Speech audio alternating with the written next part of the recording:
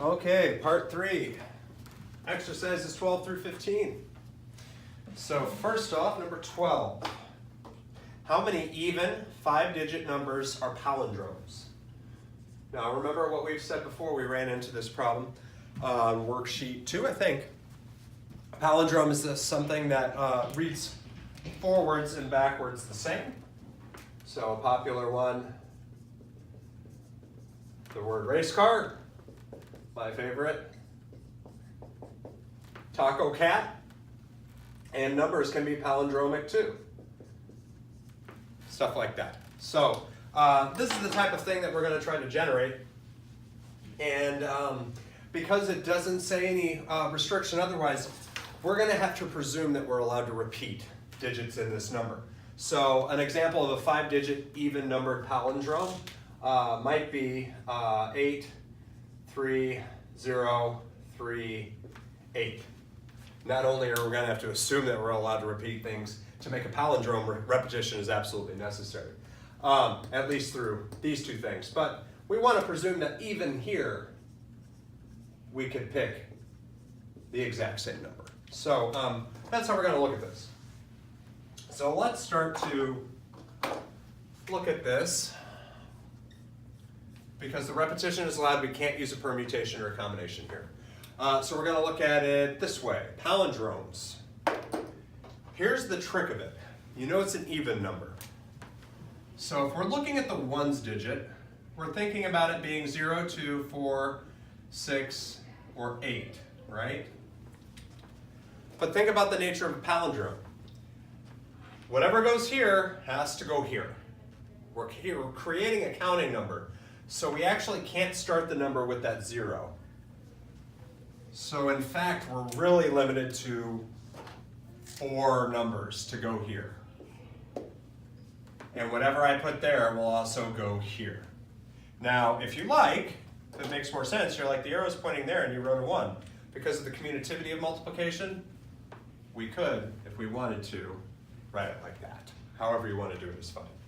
But to continue on, let's look at where we can put other things. Now, it needs to be a 5-digit number, we got that covered.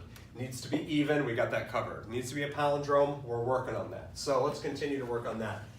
Because I'm allowed to repeat digits, we're going to start thinking about this digit right here. I think this could be anything from 0 to 9. So we have 10 options. But whatever I pick to go there is going to have to also go there. Remember, the reason that I'm saying stuff like this, I said this has to be one of these. Say I pick a 6 here. The reason I have a 1 in the lead position is because if I pick a 6 here, I have to pick a 6 there. If I pick a 9 here, I have to pick a 9 here. So far I've got an even 5-digit palindrome. Just need to think about what's going to go in the middle. That sounded pretty lame, so you're probably laughing at me. It's going to be another 10. So we can put whatever we want there. How about a 5? So 69,596 is a 5-digit even palindrome, one of 400. So number 12 was that one. Number 13, how many distinguishable arrangements of the letters in the word yesterday? Okay, so we're going to be looking at how much repetition do we have? Remember, distinguishable arrangements is a key thing to help us think about something that we're just going to do every single problem that we see like this. So we've got 1, 2, 3, 4, 5, 6, 7, 8, 9 letters altogether. But we're going to have some lookalikes. This is a clone problem. So we want to take away anything that's going to look alike. So for one thing, I got a couple of Y's sitting there. For another thing, I got a couple of E's sitting there. Do I have anything else? S's? No. T's? No. R's, D's, A's? Done. Number 14. Mr. Wells has 10 portraits that he can hang in his classroom, but only 5 spaces available. How many arrangements are possible? Good time to again reinforce one of the key issues that we see in these counting shortcuts. So 5 spaces available. So I see the keyword arrange. Right away, I'm already jumping to the third question in my head. Arrange, it's a permutation. Let's make sure before we get there though. Do I have uniformity? Yes. There's nothing strange in here like he can't put the portrait of the clown next to the picture of the balloon. Okay, so there's nothing strange in there that indicate that uniformity is broken. So I've got uniformity. Is repetition allowed? No, I can't. I can only hang each painting twice. Not specifically stated, but implied through common sense. So always run through that exercise in your head. And now I want to think about, is the order important? There's that keyword arrange, which tells me yes, the order is important. So on one hand, I could say I have 5 spaces on the wall and 10 paintings to hang. So that's one way to do it. More efficiently, 10p5. Okay, number 15. We're going to need a little room.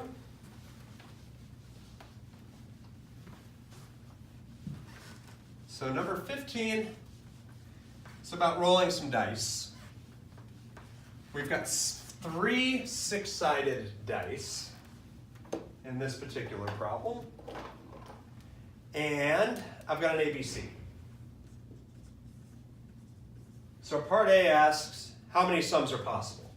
This is a good time for us to think about, well, what is the lowest possible sum and what is the highest? Well, if I'm rolling 3 6-sided die, the lowest possible result would be getting a 1, a 1, and a 1. So the lowest result would be a 3. The highest possible result on 6-sided die is getting a 6 on each of them. So 3 6s would give me a sum of 18. Don't get too jumpy here because we're asked about possible sums. This is in fact 16 sums. Your inclination is to take 18 and subtract 3 and get 15. But when you're doing that and you're actually thinking about counting the numbers, it's almost like you're removing the 3. So think about what these possible sums are.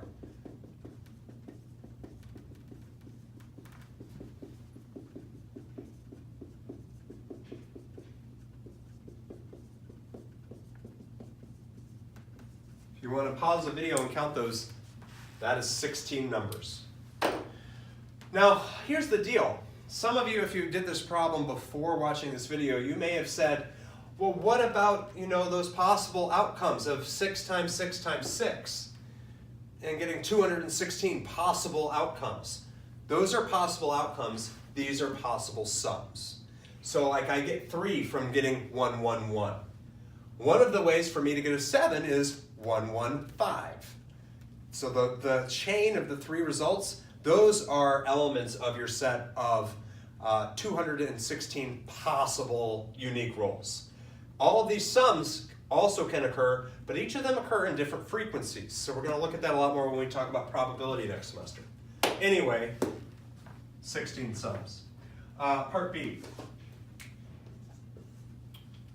And how many ways can we get a sum of 18? We already said. We can only do that in one way.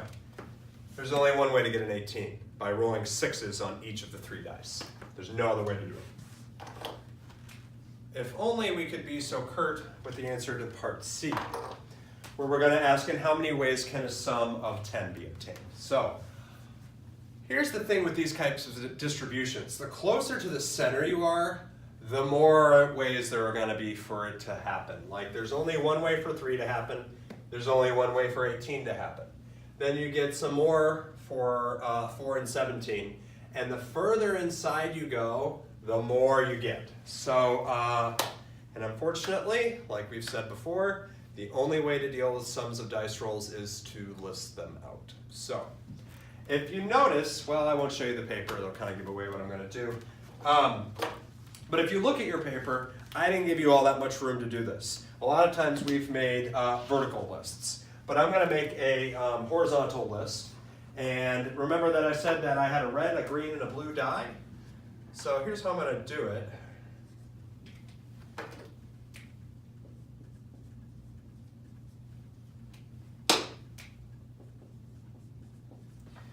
And I'm going to need to make a systematic list of these things. So here's how I'm going to do it. And you can do this in a lot of different ways. This is just my preference. The way that I want to think about this, and remember, we're looking for a sum that's equal to 10. The way that I'm going to try to order this list, and again, just like we saw, and I think it was the first problem on the worksheet, we don't want to just pick one like, I don't know, 4, 5, 1. You know, we don't want to go that route because then we might miss something, especially when we have as many ways to do this as we can. So my systematic process is going to be how many ways. I'm going to find all the ways I can do this by getting a red 1. There'll be several, but I want to find all those first. Then I'm going to move on to a red 2, red 3, red 4, red 5, red 6, and you see how far I'm pointing over here. Here's hoping I have room. So we're going to start with a red 1. If I want to get a sum of 10, that means I need a 9 between the green and the blue. So I'm going to go big. I'm going to say, well, what if I get a 6 on the green? So right now I'm sitting at 7. To get up to the 10, I need 3 more. Now the systematic process starts to come in. I'm making the green decrease by 1 and the blue increase by 1, being mindful that I only have 6-sided die here. I can't get anything bigger than a 6 on that blue dice, so I'm done. There are 4 ways to do this when I get a red 1. What if I get a red 2? Well, again, I'm going to go big. Pair that up with the green 6. 2 and a 6 gives me 8. I need 2 more. And I'm going to proceed like this. I wish I could tell you that there was a nifty trick that I was going to unveil after making you do this the long way for a while, but there really isn't.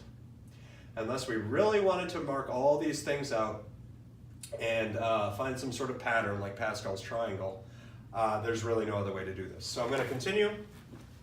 Maybe you might want to go ahead and hit double time mode on the video at this point.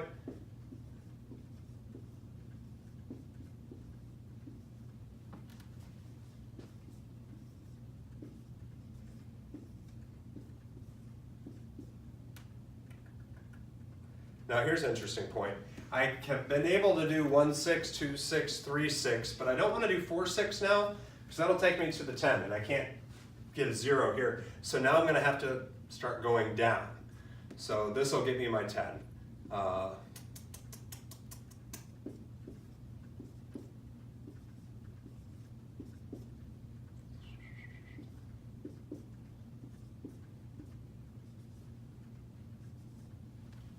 Now I need to go down to using a 4 because I can't go 5, 5.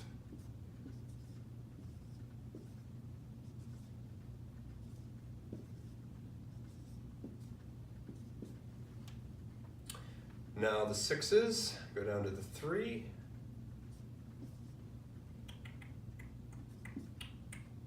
Nope.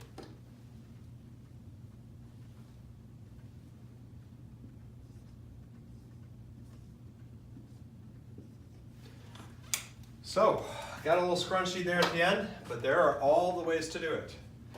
Count them all out. We've got 1, 2, 3, 4, 5, 6, 7, 8, 9, 10, 11, 12, 13, 14, 15, 16, 17, 18, 19, 20, 21, 22, 23, 24, 25, 26, 27 ways to do this. Okay, so that does it for 12 through 15. I think we can wrap up 16 through 20 next.